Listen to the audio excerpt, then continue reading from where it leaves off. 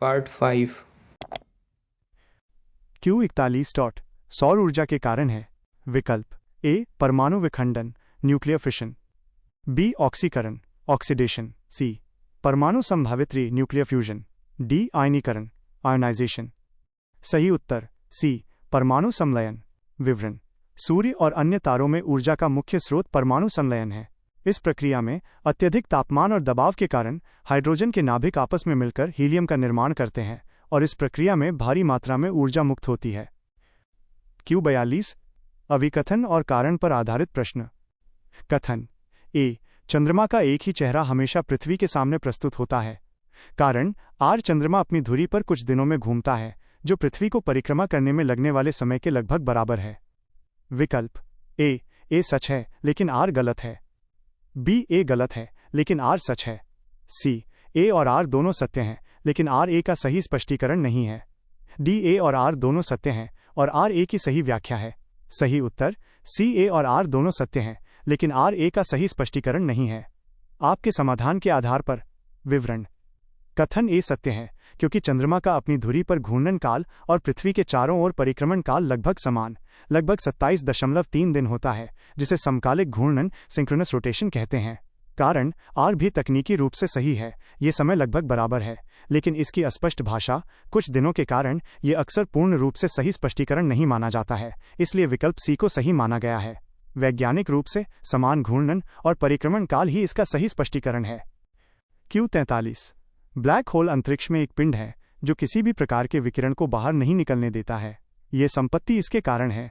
विकल्प ए उच्च घनत्व हाई डेंसिटी, बी बहुत कम घनत्व वेरी लो डेंसिटी, सी बहुत बड़ा आकार वेरी लार्ज साइज, डी बहुत छोटा आकार वेरी स्मॉल साइज। सही उत्तर ए उच्च घनत्व।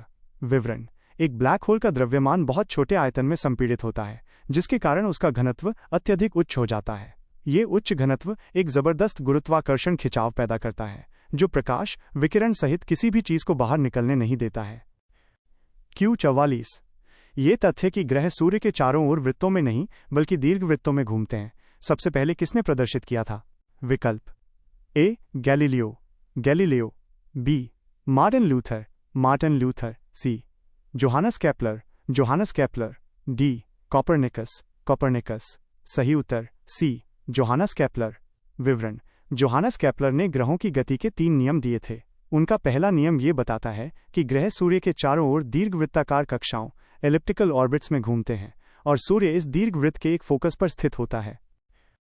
Q45 वैज्ञानिक निम्नलिखित में से किन परिघटनाओं को ब्रह्मांड के निरंतर विस्तारण के साक्ष्य के रूप में उद्धृत करते हैं?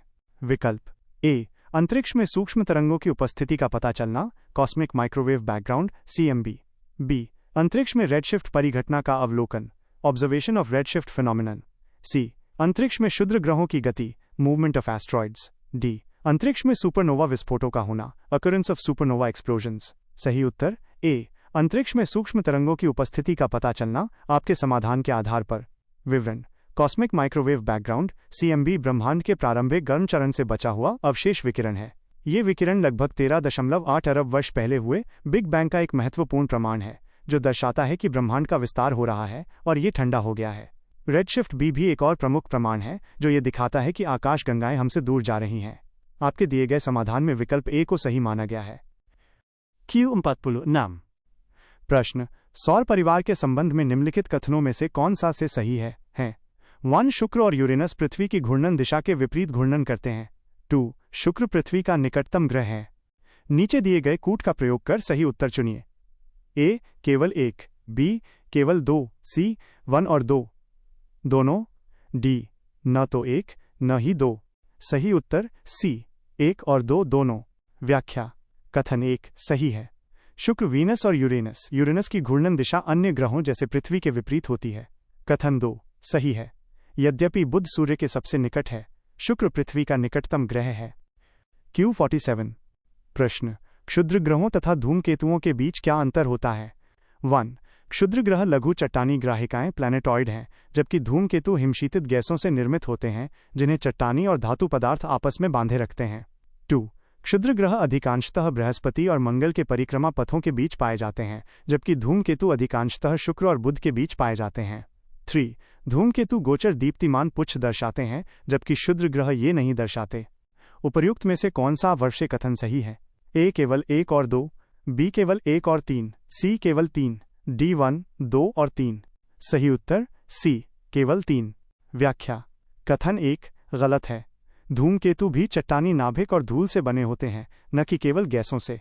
क्षुद्र ग्रह मुख्य रूप से चट्टानी और धातु के होते हैं। कथन 2 गलत है।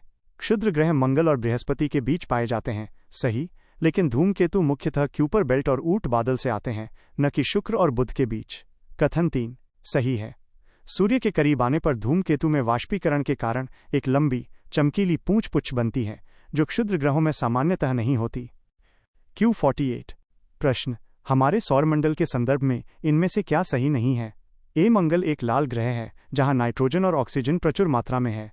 बी क्षुद्र ग्रह बृहस्पति और मंगल ग्रहों के बीच पाए जाते हैं। सी बृहस्पति सबसे विशाल ग्रह है जहां श्वसन संभव नहीं है और इसका वायुमंडल हाइड्रोजन और हाइड्रोजन के यौगिक जैसे मीथेन से भरपूर है। डी बुध, शुक्र, मंगल और बृहस्पति आंतरिक ग्रह और शेष बाहरी ग्रह हैं। सही उत्तर डी बुध, शुक्र, मंगल और बृहस्पति आंतरिक ग्रह और शेष बाहरी ग्रह हैं। व्याख्या: कथन डी गलत है। आंतरिक ग्रह हैं बुध, शुक्र, पृथ्वी और मंगल। बाहरी ग्रह हैं बृहस्पति, शनि, यूरेनस और नेपच्यून। बृहस्पति एक बाहरी गैसीय ग्रह है। Q49 प्रश्न: निम्नलिखित पर विचार कीजिए। 1 corona, 2 chromosphere, 3 photosphere, 4 mesosphere, 5 core. उपर्युक्त में से कौन सौर संरचना के अंग हैं? A 1, 2, 3 और 4, B 1, 2, 4 और 5, C 1, 2, 3 और 5, D 2, 3, 4 और। सही उत्तर C 1, 2, 3 और 5। व्याख्या: सूर्य की संरचना में शामिल हैं आंतरिक भाग कोर 5, बाहरी परतें वायुमंडल फोटोस्फीयर, फोटोस्फीयर 3, क्रोमोस्फीयर, क्रोमोस्फीयर 2 और कोरोना, कोरोना 1, मेसोस्फीयर, मेसोस्फीयर 4। पृथ्वी के वायुमंडल की एक परत है, न कि सूर्य की संरचना का अंग। Q50 प्रश्न: क्यूपर बेल्ट है? ए ऊष्मा तरंग क्षेत्र का एक बेल्ट जो कि उत्तरी गोलार्ध में 15 डिग्री से 20 डिग्री अक्षांश के बीच विस्तृत है। बी प्लूटो की कक्षा के निकट हिम और चट्टानों का ठंडा क्षेत्र जिसे प्लैनेटॉइड्स भी कहते हैं। सी डोल्ड्रम का एक अन्य नाम। डी अश्व अक्षांश का एक अन्य नाम। सही उत्तर बी प्लूटो की कक्षा के निकट हिम और चट्टानों का ठंडा क्षेत्र जिसे प्लैनेटॉइड्स भी कहते हैं। व्याख्या: Kuiper belt Kuiper belt Neptune की कक्षा से परे सौरमंडल का एक विशाल ठंडा क्षेत्र है। ये मुख्य रूप से अरबों बर्फीले पिंडों, हिम और चट्टानों से बना है, जिसमें प्लूटो जैसे बौने ग्रह भी शामिल हैं। ये धूमकेतुओं का स्रोत भी है। विकल्प ए, सी और डी भौगोलिक या वायुमंडलीय अवधारणाओं जैसे डोल्ड्रम्स अश्व अक्षांश से संबंधित हैं।